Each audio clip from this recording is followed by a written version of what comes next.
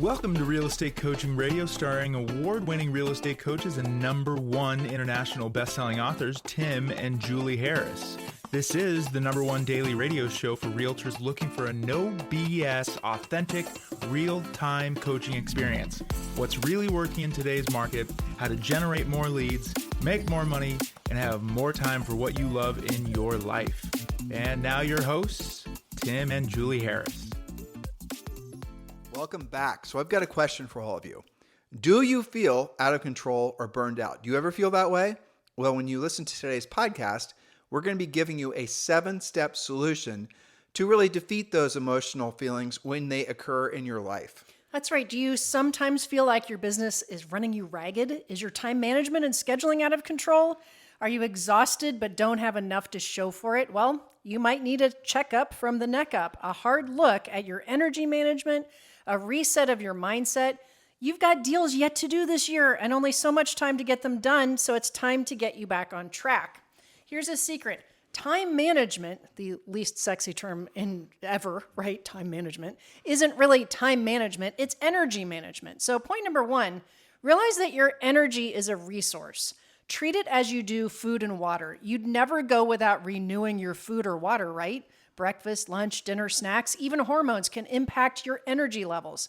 So how aware are you of your personal energy management? It's interesting to consider, be honest with yourself. I mean, maybe is where we should be, confronting most of you. How effective, how many hours a day are you truly effective? Like how many hours a day do you feel really like you've got, Julie mentioned hormones, but you've got your emotions in a heightened state. You've got your hormones are imbalanced. You really are in a real place to receive the many blessings that life has to offer.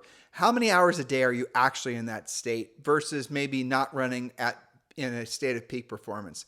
For most people, it's maybe an hour a day. That's the truth. Most people, maybe an hour or 2 a day. Now you can work with your energy management, as Julie just said, to have that last a longer period of time more consistently. But also what you really want to get to is the point where you can decide when you're going to feel at that heightened state of emotional, mental, and maybe even spiritual willingness to accept what life has to give. And when you're in that, when you have that ability to decide when you're going to feel that way, that's truly when you're going to start getting a true sense of control. And it's something you can learn, but you have to start out with the idea, the acknowledgement that right now, probably if you're lucky, you operate at the highest level for maybe an hour or 2 a day. Does that make sense? Yeah, absolutely. I think you can work on that and build it up. But, all of this, a lot of today's podcast is going to come down to being present and observing yourself. So when do you feel like that? When do you feel the most effective, the most, really aware, awake, and, connected? When is that for you? Well, I have worked on this, as have you. And, we have podcasts to do and coaching calls and coaches with coaches and all these things we have to do.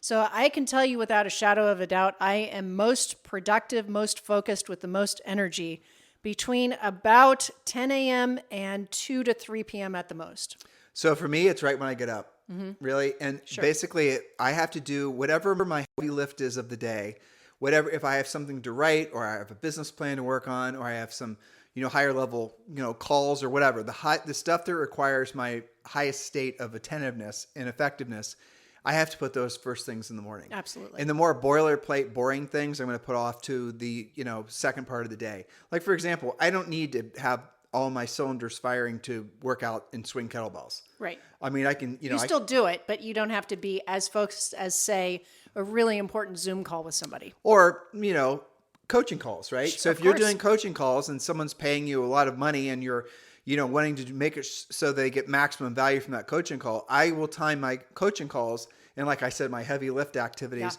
to coincide when I already know I'm naturally going to be have higher states of energy and focus. Now, as you get older, that window gets smaller. So you've got to be really aware that you can positively affect, like I was saying a second ago, you can positively affect the duration of feeling that way. And it really does come down to, the things we're going to share with you today. That's right. But all of that takes conscious awareness, doesn't it? So point number 2, don't expect to be able to simply conjure up your best energy and focus just by willing it into existence. You can't will yourself to not need water, can you?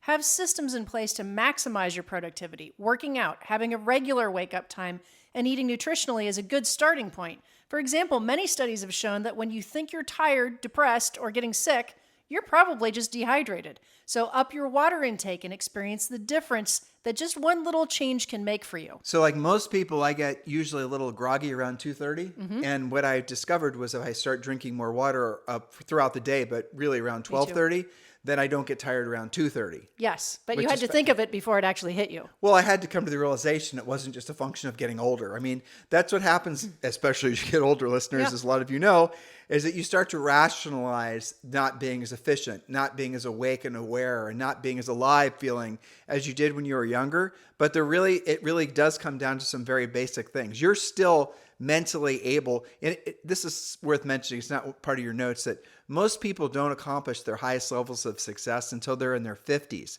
Now, depending on what career you're in, you actually might have peak performance at a much earlier age. For example, if you're a professional athlete, you're not going to have a career much past maybe your early 30s, depending on what your path is. But selling real estate, you have a career that can last decades and can last, frankly, well into your 60s and your 70s and even your 80s because of the fact that you're not, real estate is not like, say, for example, playing, football. Right. So your peak performance, depending on your career path, might actually not even be happening until you're in your 50s or your 60s, maybe even older than that. So it's kind of fascinating to take all these things in consideration. So don't rationalize your lack of effectiveness just basically purely on your age. Well put. Okay, point number 3. Speaking of your effectiveness, your brain takes up 5% of your body, but uses 20% of your body's resources. So feed your brain. 60% of your brain is made of fat. Omega-3 from supplements or fish like salmon is going to boost your brain's functionality. And guess what? Caffeine, you'll be glad to hear this. Caffeine is also recommended. It's been proven to not just boost your mood, but to actually block the chemicals which cause tiredness. Concentration for longer periods of time results from feeding your brain the right things. Dark chocolate, oranges, eggs, they are all recommended by nutritionists. So when you snack, choose wisely. And you mean, we see this with our daughter, right? But I think it's even more important as adults because especially real estate professionals, what do they snack on? Whatever's convenient, whatever they can get their hands on, right? Well, I can tell you for sure, after like 2 or 3, you know this as well as I do. Yeah. So after 2 or 3, maybe 4 coaching calls in a row, right? Yeah. The mental energy it takes to do those at a high level is extraordinary compared to basically everything else in our lives. 5,000% agree. And so like sometimes Julie and I batch all these podcasts and we'll do them all on Monday. So we'll take, 3 hours, maybe 3.5 hours to do all of our podcasts. Trust me when I tell you at the end of that, we are pretty much exhausted. Yes. Doing a great podcast interview, it's the same way. I mean, to be fully engaged and locked in, it's not like, you're physically moving 500-pound rocks, right? It's your brain using all of your energy. So don't discount the impact of long or even short periods of really intense thinking. So for example, if you're doing, let's say, for example, you're learning how to proactively lead generate. Don't expect, if you're starting that new activity, centers of influence and past clients, or maybe FSBOs or expireds or something like that. Don't expect that not to be, mentally and by the way, physically exhausting. It's part of the process. That's normal. Okay. So point number 4, know what your default is when you've screwed up the first 3 things we've already talked about. By powering through or telling yourself, I don't need to take a break, do you tend to get snippy or distracted? That's your early warning sign that your brain is starving. Some of you change personality styles. Refer to agentdisc.com for my DISC personality style people. When you're hangry or stressed or tired, you can actually change personalities. That probably isn't working for you. So take a breath before you make a mistake that you'll regret later. I don't think Agent Disc works anymore. Did you It test does. that? Oh, does it really? It does. Damn, we're better than we thought. It's actually part of the beginning of our coaching program too. Yeah, I knew that. That's what I was Yeah, but it referring works. to. I checked. Right. So by the way, you guys can join Premier Coaching since we're checking each other right now. And just go click on the link in the show description below or just go to premiercoaching.com. And then you can join Premier Coaching for free. We talk about it every day. Literally thousands of you join, so you know what an amazing value that is. But it does include a daily semi-private coaching call that all of you should be embracing. It really does. As you're reading through your points, I'm thinking about all this. There's like little energy hacks that you can do throughout the day, Sure. but nothing is going to shortcut like the importance of water and basic nutrition, Sleep. Simple things. And the whole powering through thing, I have a feeling when you were writing that point, you were thinking of me, you're smiling. Yeah, because that was always my approach. And when you're younger, you can get away with it. Much more. You remember when the first time we came back from Europe? Yeah. And we were 30 something. I think we were probably mid to late 30s. And you and I were like, we would always go on our 6-mile walks. And we're like, we're fine. Jet lag. Who believes in that? Well, we're in Italy for like a month, basically. Yeah. And I'll tell the rest of the story because I remember, I'll never forget that. Yeah. But that was powering through. We were trying. Right. And we went on a 5-month, this walk that we'd do. I mean, Julie and I are prolific walkers, right? And we'd do this walk. It was 5 miles one way, 5 miles the other, or something like that. Yeah. And we used to do that on a regular basis, and it was a great thing. So when we got back from Italy, we maybe took a day or two, and then we decided, well, it's time for us to go on a walk. We feel great.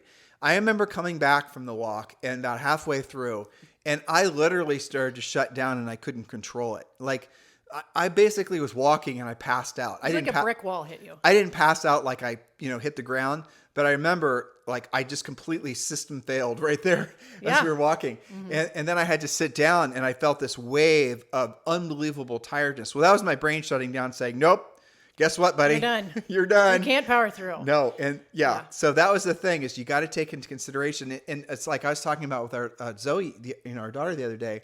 I was saying, Zoe, what do you think you can go the longest without? Food, sleep, or water? Mm-hmm. Right? And you don't realize this, listeners, but you can actually go the longest without food or sleep. You can't go that long. I'm sorry, without food or water. You can't go that long without sleep. Otherwise, you go crazy. Yes, there's been a lot of studies on that, actually. And the one that I remember the most was, and this came out a couple of years ago, one of the facts hit me the most that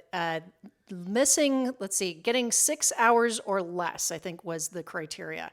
6 hours or less sleep, your focus rated the same as being like completely inebriated. Well, since we're talking about sleep, I actually heard this the other day, that the levels of everything you just said, but also fertility.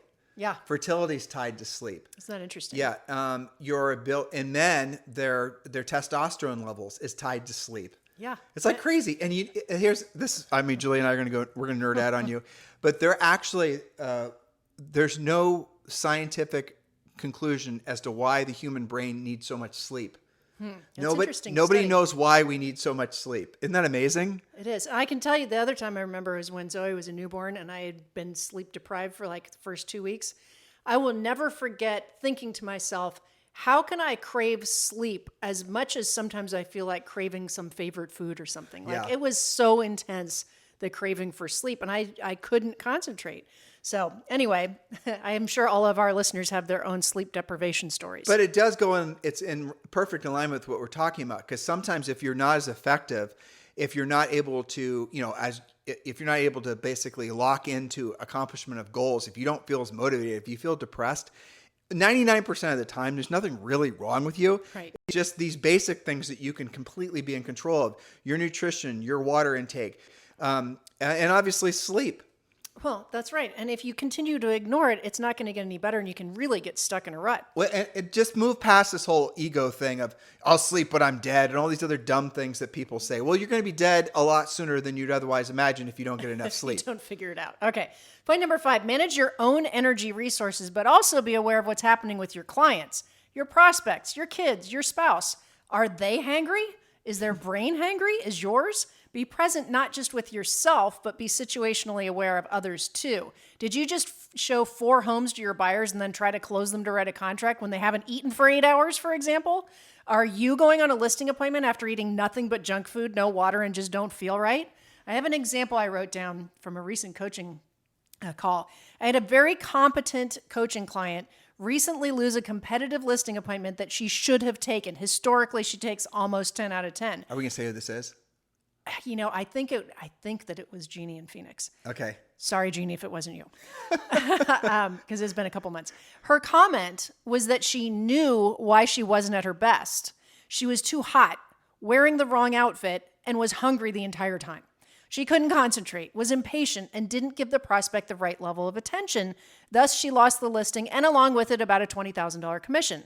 As a result, because, in coaching we talk about this stuff, as a result, she reorganized her closet with her top 5 listing appointments for different types of weather and set alarms to eat regularly. Now, again, this all goes back to if you're feeling burned out or out of control, you're realizing that a lot of the reasons that you feel burned out or out of control do come back to these very basic things that we underestimate the importance of those things. That's right, especially in real estate. You know, a lot of you guys have some of you, it might be you, hopefully not, but a lot of you have run into agents where it's like a badge of honor. They come in, I never forget going to a closing, roundtable closings, both agents there, all of your clients. And, and we were all waiting on the agent on the other side. Her name was Wendy.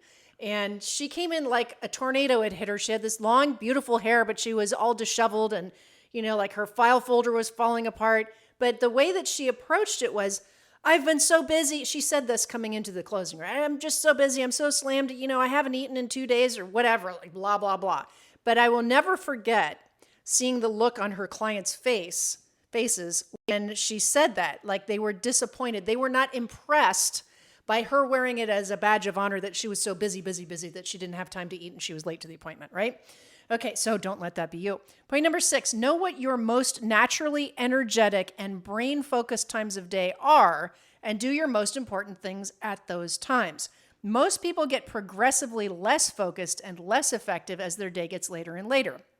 Do the hardest things first when you're most focused versus putting them off until they either don't get done at all or get done poorly. Lead generation and lead follow-up are the most obvious things that you should conquer when you're at peak focus. And there's another, so in conclusion of point number 6, most of you are going to be the most effective really in the morning. Julie's a little bit later morning, but you still get the idea.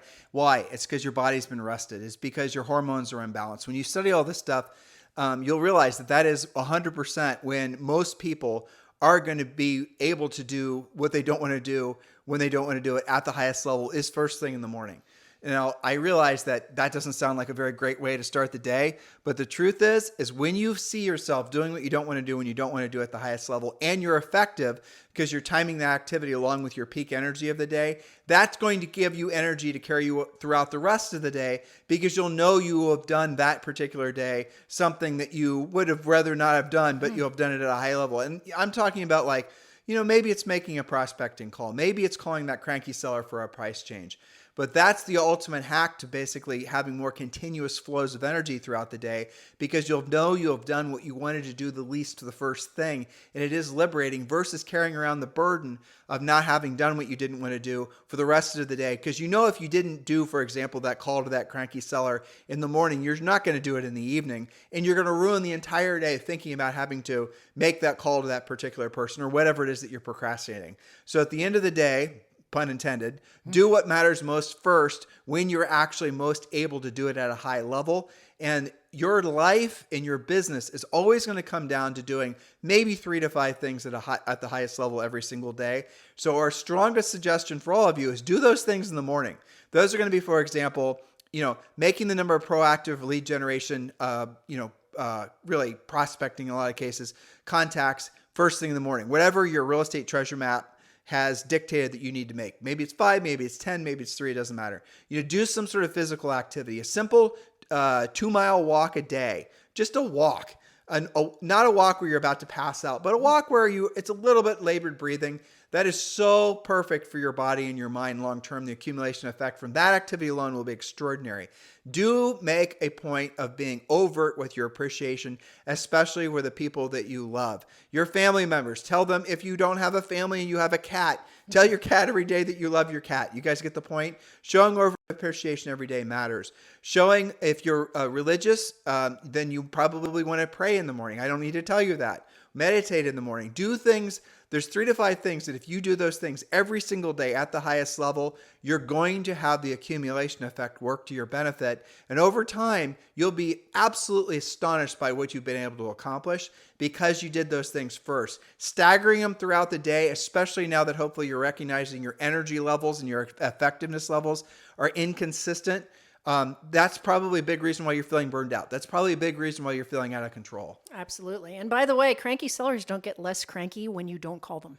They're not going away. But here's the other thing. Those cranky sellers are going to be crankier because you're now contacting them when they're not at peak versions of themselves. They're going to be at their peak version of themselves, more, receptive to, mentally and emotionally digesting maybe adverse information that you need to tell them in the morning than they are going to be in the evening. You guys get it? 100%. Everyone, no matter what their age is, feels burned out towards the end of the day. That's the reason we all need 8 hours of sleep. Because you've done some stuff during the day, right? Okay, so point number 7, actively practice and improve upon the skills that you need most versus staying stuck in habits that aren't working for you or aren't working fast enough for you. For example, I talked about this on a previous pod. A recent study of the habits of world-ranked athletes, it was proven that the best of the best practice what they're not good at versus the next rung down who would practice over and over and over what they already knew how to execute. Figure skaters who are Olympic medalists were observed to be practicing harder and harder jumps and maneuvers versus non-medalists who were good at only a few key moves. So practice the things that you need help on. And again, practice them in the part of the day that you're most focused and most effective. And as we talked about in that previous podcast, the beautiful thing about real estate is there's not really that many things you have to be really good at. Right. Proactive lead generation. I'm not doing these in the right order. Well, actually I will. Proactive lead generation, pre-qualifying, presenting, negotiating, and closing. And Julie's going to say definitely furiously fast lead follow-up. Those are really the only things that you have to get really, really, really good at in real estate. And the most important thing truly is the proactive lead generation. That's it. When you can generate lots of leads, it's one thing to generate leads. A lot of you guys are generating a lot of, paid leads through funnels and internet marketing and whatnot.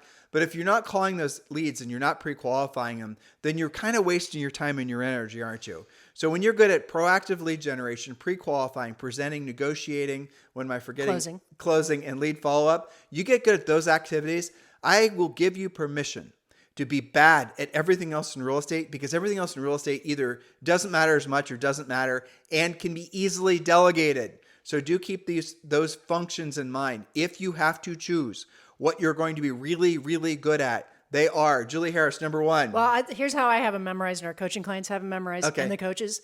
Think chronologically, right? None of the rest of the list happens if you don't do number 1. That's proactive lead generation. Generate the lead in the first place.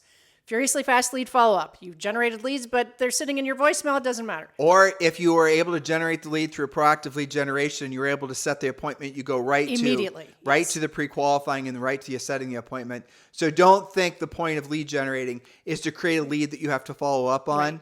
So do realize that your point when you're proactively lead generating is to pre-qualify and set an appointment, not create a lead that you're going to follow up on. To actually speak with the prospect as quickly as possible with the fewest things in between you and the appointment. So then that leads to pre-qualifying. Pre-qualifying leads to a listing presentation or a buyer presentation. So that's the presenting part. And then closing. Closing can mean asking for the business, buyer presentation, listing presentation. Getting the buyer agency contract signed, getting the listing contract signed. Closing, right? Right. And then, of course, being able to negotiate when necessary. Lather, rinse, repeat. So I think of them chronologically: generate the lead, pre-qualify, present, negotiate, close, lather, rinse, repeat. That's right. Those are the things you have to get really good at. And I would add to that, if you want to think of it in the converse way, not getting good at those is the recipe to train wreck your business. Working on everything that's not that will drive you in. The worst thing is to get out of the business carrying a whole crap ton of credit card debt of speculative things that didn't work out. So not only are you out of the business, but you're actually in a financial hole that was worse than when you got into the business. That's right. And so with your, actually Julie's touching on something else too. If a lot of you, if you are feeling burned out or out of control, it's maybe because frankly, the, air quote, the profits you've been following are not leading to profits. So the PHROPHET isn't leading to the profit, PROFIT. False profits lead to no profit. I was spell checking Julie. She got it right. So the moral of the story is sometimes you guys will be frustrated with yourselves because what you've been doing in your business primarily to lead generate isn't actually generating the leads that you need to actually make money. And so what you're doing is you're blaming yourself for that particular, shiny object not working for you. You're saying, well, I must not be good enough. There must be something wrong with me. I've made a bunch of YouTube videos like so-and-so told me, but now they're not actually generating the leads that those people claim they would generate. Maybe it's because I'm ugly. Maybe it's because I'm not good at. No, maybe it's because you actually followed a false prophet. Actually, the activity that they were, preaching you for you to do maybe had value, but you didn't put it the value, like you didn't do it in the right order. So for example, the proactive lead generation has to be the first activity you master. And if you want to do the passive lead generation, things like that, marketing and advertising, do that after you've learned how to do the proactive lead generation. Most of the agents that are struggling in this business, who are feeling burned out and out of control to stay on topic, are the ones that do not have an abundance of leads because they have not learned how to proactively lead generate, pre-qualify, and obviously all the other activities. That is something that you can control, like your water intake, like how much sleep you get, like all the rest of it. Well, if you want control, look at the things that you can control. You can control your lead generation, just like you can control your water intake, what you're eating regularly, and your sleep. You can. And sometimes, and I'm not going to talk about, Julie's going to give me the stink eye here in a second. Every time we talk about anything that even remotely resembles anything outside of our wheelhouse, we get criticism. So I'm going to be very sensitive of that. She's not Step away from the keyboard. Okay. Well, so here's the thought. Sometimes it is a great idea. Well, you should be doing this annually to go and have like a blood panel done. And the blood panel, not just for all the usual things, but look at your hormone balance. Don't worry, you overly sensitive listeners. I'm not going to talk about HRT or anything like that. But you should look into basically, what's going on with your hormones, because there is a lot of, FDA approved science that's out there that can allow you to get your hormones in balance. But you got to start out with your overall physicality, your weight and your health, or your weight and your sleep and your water and your the food you're eating and things like that. Because a lot of the things that we write off as getting older, I'll give you guys an example. I'll never forget. So Julie and I are from Columbus, Ohio. And when you're in Columbus, Ohio, generally speaking, you basically are going to stay around the Midwest pretty much your entire life. At least that was our experience. Now, we didn't come from the affluent area of town, but the moral of the story is that we are surrounded by people, generally speaking, that looked the same, acted the same, spoke the same at the same stages of their lives. Would you say that's true? Yeah. Okay. That's true for most of the country too. Sure. I'll never forget the first time you and I went out to Southern California. Mm-hmm. And I remember we were walking in Laguna Beach. Yes. And I remember we were going on a long walk. Uh-huh. And I remember seeing ahead of us, there was like this little cadre of like very beautiful, almost model-like women. Mm-hmm. And not that, you obviously are a beautiful model-like woman too, right? And I remember seeing these women ahead of us, and we were walking faster than they were, and we were catching up to them. And I thought you and I were about to, pass some girls in their 20s. Nope. These ladies were probably at least in their 60s. Yeah. What I remember is a dude roller skating by with his shirt off, with a great tan, looking fantastic. And I thinking to myself, that dude has got to be like 70. Well, why are we telling you this other than just to make you laugh? It's because what you'll realize if you do more traveling and expose yourself to more ways that different people in different parts of the country, let alone the world, live, you're going to realize actually that just because you're 40 or 50 or 60 or 70 doesn't mean that you have to act like you're, over the hill. Because there's 100% medical supporting what I'm saying. There are things you can do in your body. There's things you can do with your behavior that are in your control. That are in your control. So like where Julie and I come from, if you're in I'd say, you can argue with me on this point, okay? But I'll say in your 50s, where we're from, you're pretty much kind of, you're almost over the hill basically, right? Yeah, I'd say that here, where we are now in the Murphy, South as well. Yeah, that's true. But in other parts of the world, in other parts of the country, that's not true at all. Well, I noticed in Italy that things were different like that as well. Yeah. People were out more. They were more active. The other thing I noticed that maybe is related to this topic was they weren't on their cell phones all the time. Yeah. Even, teenagers were out at the park, not on their phones. There's all these different things. So your job is to adopt and adapt the things that improve your lifestyle, improve your physicality, improve your mental state, and lose the things that are working against you. I can tell you one of the most significant things I've seen amongst friends and us and coaching clients is something as simple as not having different rules for every day. Like get up at the same time every day. I have the inability really to sleep in, even on a weekend. Get up at the same time every day. Try to go to bed at the same time every day. Be habitual. Be habitual. You can regulate your sleep cycles. And, I think that makes you have to be conscious. Those of you who have kids that have to get to school, it makes it a lot easier on you because you have to get up early. But I think it makes a big difference. And not having all these different rules for different circumstances in life, just making things more simple. You and I had a resolution at the beginning of the year: less things, not more things, simplicity, not complexity. And I think that that's something that has been a good North Star for us. Yeah, definitely. Well, it's because ultimately there's too many threat vectors. The more complicated, really, this is, I mean, you and I are meandering, but it's okay. Somebody out there is really going to appreciate this. Go for The it. more complicated anything is, the less likely it is to work. That's true. You got to get back to first principles when you're thinking through anything you want to accomplish, right? So if you look at, for example, Julie just mentioned a morning routine. If your morning routine is, going to have a lot of different layers of complexity, it's going to fail. It's almost it's baked in. If you're trying to create a way to lead generate, and this is one of the reasons that so many of you guys struggle. Really, I mean, it's just insane. I'll share with you guys a story. I'm talking with someone who used to, it's failed, have a coaching company that was teaching agents how to generate through paid, media, through pay-per-click, through all that stuff, right? He'd create funnels. He would create all kinds of different things. And their coaching and training company failed. Why? Because their users actually weren't making money and the idea failed. And I remember asking him, don't you think ultimately the reason that your coaching clients weren't getting a result and thus your business wasn't actually succeeding? I didn't say it like this. I was much more diplomatic, but the point was still the same. Was because what you were trying to sell to them was too complicated for them to actually implement with any consistency. And he said, absolutely. I was shocked that he was that honest. But that is the truth. So the more complicated anything is, the more steps and clicks and funnels and this working and that working something is, it's going to fail. So you want to look for simplicity in your life. That's the reason Julie and I mean, you guys listen to our podcast for a long time. We're locked into that way of thinking. But that's the reason we say you're a really high achieving human is going to have figured out what the 3 to 5 things are that they need to be doing every day, ideally in the morning, and doing those things every single day. Here's what it gives you a sense of: massive accomplishment and success. It gives you a sense of every single day, whether you took a listing or had a buyer agency contract signed or got paid or whatever, you're going to feel that you did what you were supposed to do that particular day. Okay, you may have had every single thing work against you, but guess what? You got in your 30-minute workout. You feel really good, don't you? You guys get the point? And so that's how you build long-term momentum. That's how you do have to start out by doing what you don't want to do when you don't want to do it at the highest level. But then over time, people will say it's, forming new habits, and it is. But you essentially start making those things habitual, and you don't even have to think about doing them anymore. They just naturally happen.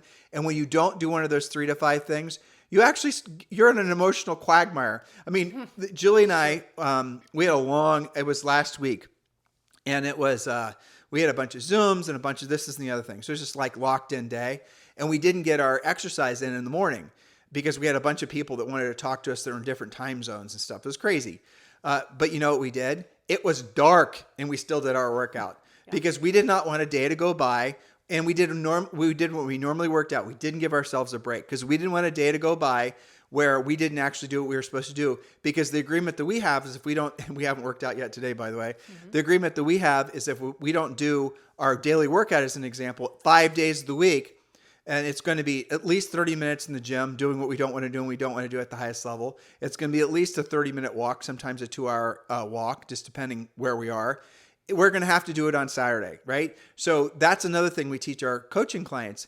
If you have, as part of your real estate treasure map, to make 5 proactive lead generation contacts a day, right?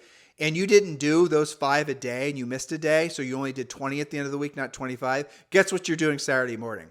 That's how you will get consistent results over a long period of time. And it won't be tied to your emotions. It won't be tied to how you feel. It won't be tied to what's going on in the news, because you're going to be the person what was that Olympic swimmer uses? Michael Phelps, right? I remember, you guys might remember this too, it was on 60 Minutes. Michael Phelps would get up every morning. It was like 3:30 or 4:30 in the morning. And 60 Minutes was trailing along as he went on this routine. The first place he stopped was some restaurant, and he had an enormous amount of, all like kinds 5,000 calories you or remember? something. Yeah. Yeah. And he was still like not an ounce Still of fat hungry. on. Right. And then he'd he'd jump in the freaking pool, and the pool was dark. They didn't turn on the damn lights. His coach would be waiting for him every single morning.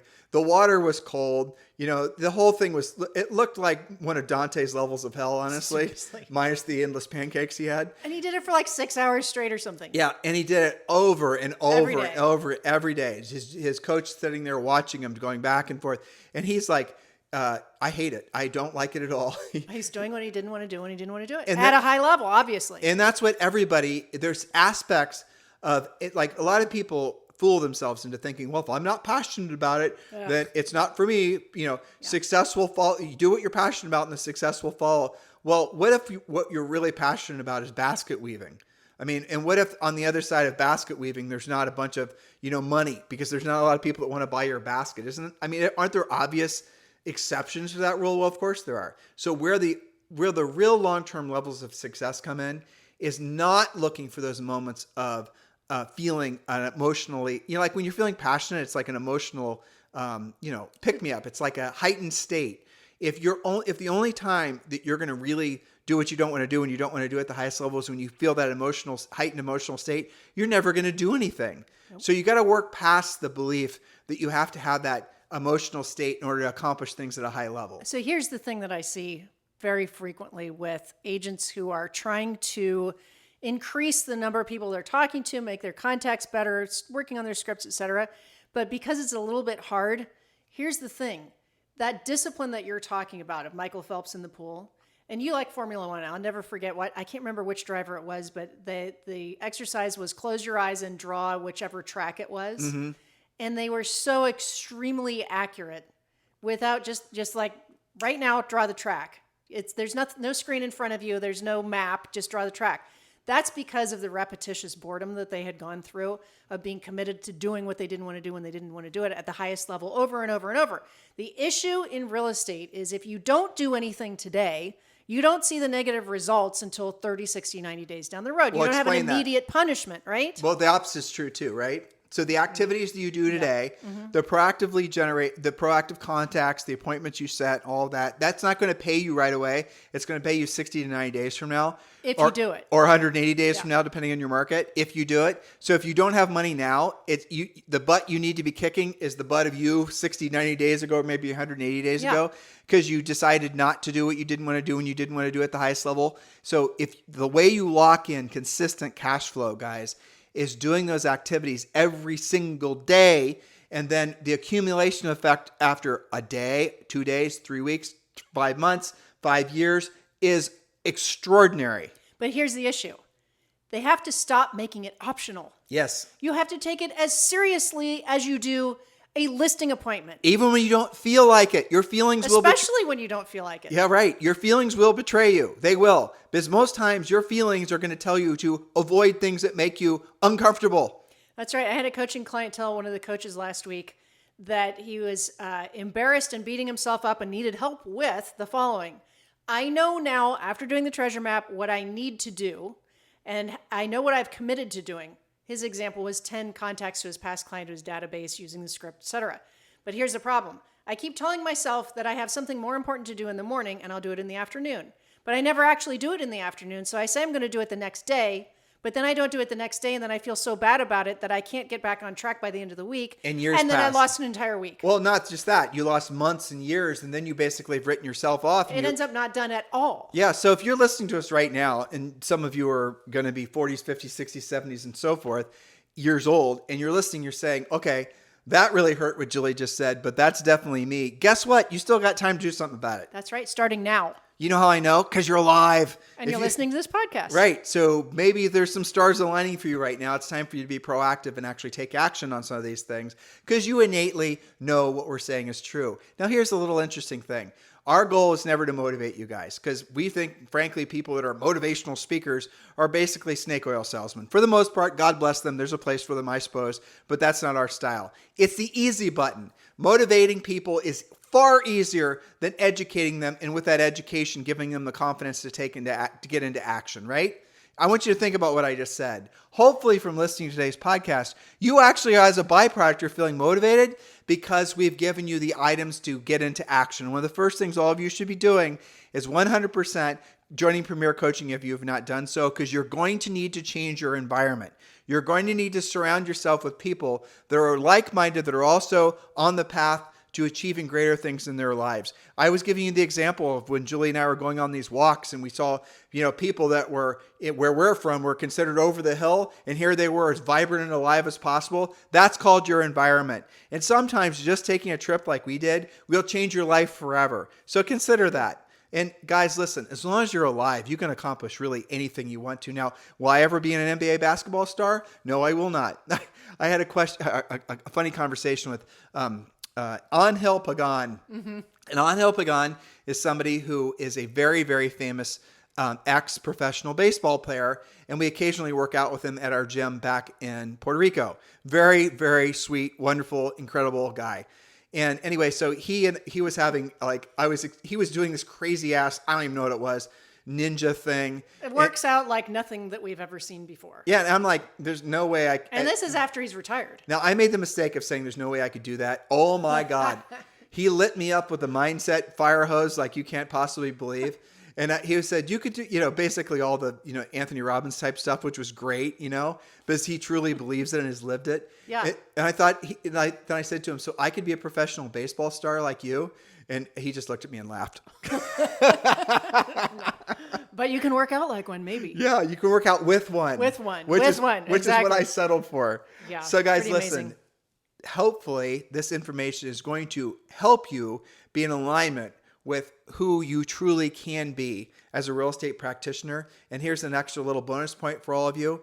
If you want ever increasing levels of success in your business and personal life, if you want to, you're going to always feel like you're burning it at both ends sometimes. Go back and use some of the basic ideas that we gave you at the top of this podcast. But the way you get the most levels of success for the longest period of time is being in alignment with your true spiritual self. And I'm not being woo-woo here. I'm just being what I feel to be factual. And knowing that your highest and truest purpose on this planet is to be of service to other people. Being of service to other people, not just focusing on yourself.